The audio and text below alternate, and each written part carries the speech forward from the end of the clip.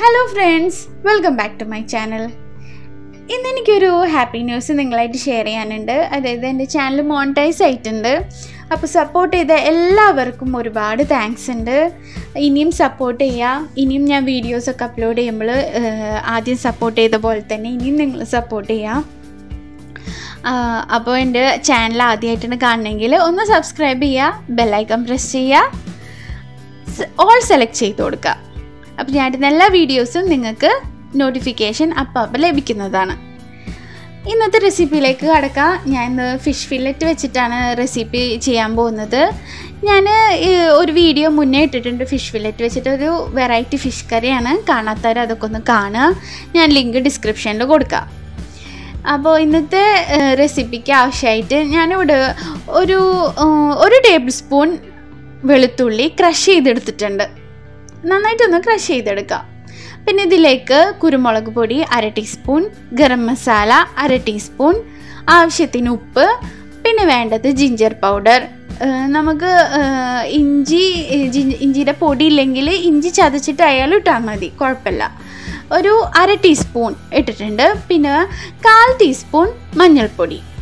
ഇതൊക്കെ നന്നായിട്ടൊന്ന് മിക്സ് ചെയ്ത് നമുക്കൊന്ന് നമ്മളെ മീൻ കഴുകി വെച്ചിട്ടുണ്ട്. മീനിലേക്കൊന്ന് മാരിനേറ്റ് ചെയ്തൊന്ന് മാറ്റി വെക്കാം.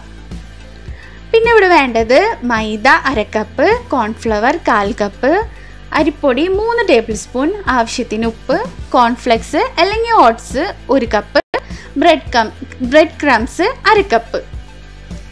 പിന്നെ ഇതിലേക്ക് ഞാൻ ആഡ് ചെയ്തേക്കുന്നത് കുരുമുളക് പൊടി, വെള്ള കുരുമുളക് പൊടി, garam masala 1/2 teaspoon, paprika powder നിങ്ങളുടെ അടുത്ത് ഉണ്ടെങ്കിൽ മാത്രം, അല്ലെങ്കിൽ നമുക്കത് ഒഴിവാക്കാം. കുരുമുളക് പൊടി ഒരു ടീസ്പൂണോളം നമുക്ക് ആഡ് ചെയ്ത് കൊടുക്കാം. പിന്നെ ആവശ്യത്തിന് ഉപ്പ് അതിൽ ആഡ് ചെയ്ത് കൊടുക്കണം. പിന്നെ നമുക്കിവിടെ വേണ്ടത് ഫിഷ് ഫില്ലറ്റ് ആണ്. അപ്പോൾ അധികം നേർത്തതായിട്ട് കട്ട് ചെയ്യരുത്, കുറച്ച് വീതി വേണം. ഇതുപോലെ വീഡിയോയിൽ കാണുന്ന പോലെ നിങ്ങൾ കട്ട് ചെയ്യുക.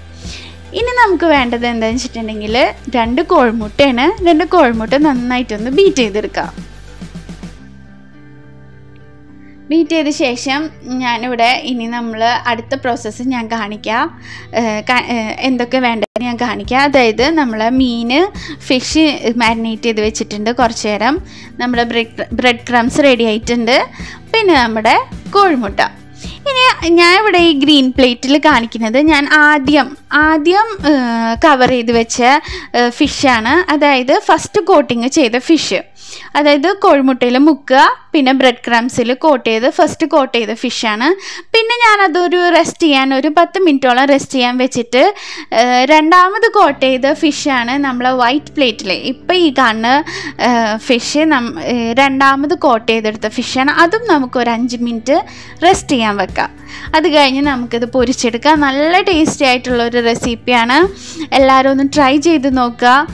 നമ്മുടെ ചിക്കൻ കഴിക്കുന്ന പോലെ തന്നെ ഫിഷും നമുക്ക് കഴിക്കാം. കുട്ടികൾക്കൊക്കെ നല്ല ഇഷ്ടപ്പെടും കേട്ടോ, ഉള്ളിലൊക്കെ നല്ല സോഫ്റ്റായിട്ട്. അപ്പോൾ എല്ലാവരും ഒന്ന് ട്രൈ ചെയ്ത് നോക്കുക. എൻ്റെ വീഡിയോസൊക്കെ ഒന്ന് കാണുക, സപ്പോർട്ട് ചെയ്യുക. Keep watching. Thank you.